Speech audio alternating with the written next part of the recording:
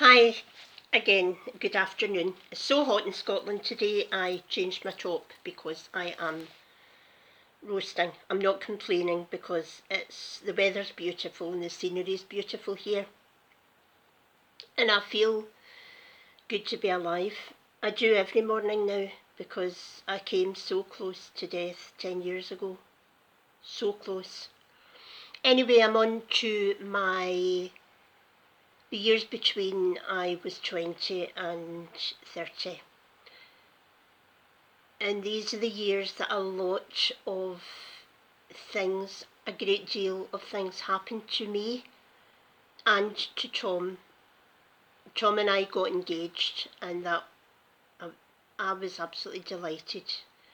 And our plans were to marry on the 2nd of July 1976. So everything surrounding the idea that we were getting married was absolutely wonderful. We got a flat, which was wonderful. He worked in the shipyards as a draftsman. So he was local working and I was in my first year of teaching. Everything was just fabulous and Tom and I were so happy together. My menstrual problems continued and I was admitted to hospital for an operation, and it was discovered that I suffered from polycystic ovaries, and they decided that a major operation was necessary. Now this was all in the year prior to my marriage, 1976. So this was 75, and everything was just wonderful. I was just finishing my first year of teaching and I was going home at tea time, picking up my father from the ambulance service, and my mum hadn't been very well. My mother had suffered, although she never smoked, she suffered from bronchitis and it became extremely deep and she really wasn't well. She was terrified of doctors, but the doctors did come and gave her steroids. Now on this 2nd of June 1975, my father and I arrived home. My mother took a coughing fit and she turned purple, and my mother died in front of me. My father was pumping away at her chest trying to resuscitate her, but I knew she was dead. And at the age of 23 I was bereft. The strange thing was, although I'm a very emotional person, I couldn't cry. I completely froze, and while people were falling around me crying, I was organising the funeral. I became strong and I became the person that was there for people, for my dad, for my sister and for my family. Tom was wonderful.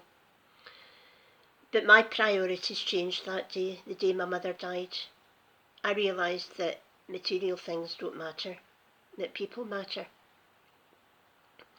So in the next year, that was in the June, and in the November of that year I was admitted to hospital for operations on my ovaries, and they took wedges away, a half from one side and 3/4 from the other side.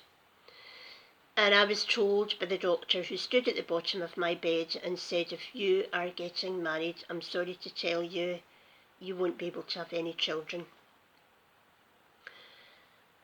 I gave Tom the opportunity to leave me that day, but he said, no, I love you, and that's the way it is. Our motto for life was, things happen for a reason. And you know, I do believe that. Everything that's happened to me that's been awful has made me grow an understanding of other people. And it's been meant to be, I believe. Tom said, no, we will look into adoption, look into fostering, and we will get married.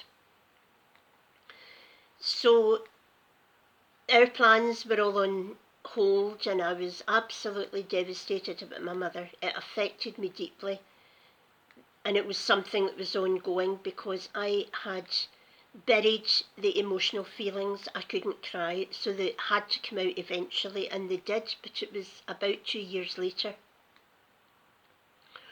So we were planning our wedding. I was teaching in my second year by this time,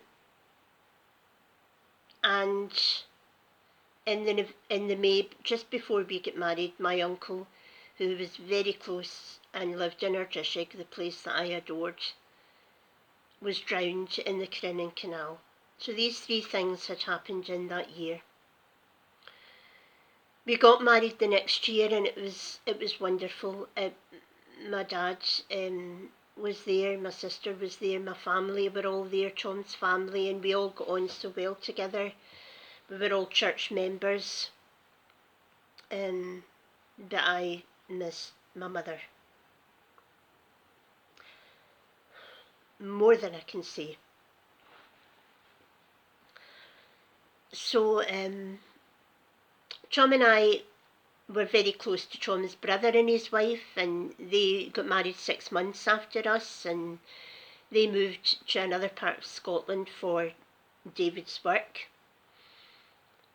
And unfortunately, 5 years after we get married and they get married, David and Prue were killed in a car accident with their two friends. Now this actually goes into the next decade. So in our 20s, we just continued to go out with friends, to meet, to go. I was still insecure. I was still a nervous person. I still worried about everything. I still felt I didn't fit in. But the next part is yet to come. So thanks for listening. Have a good day. Life is good.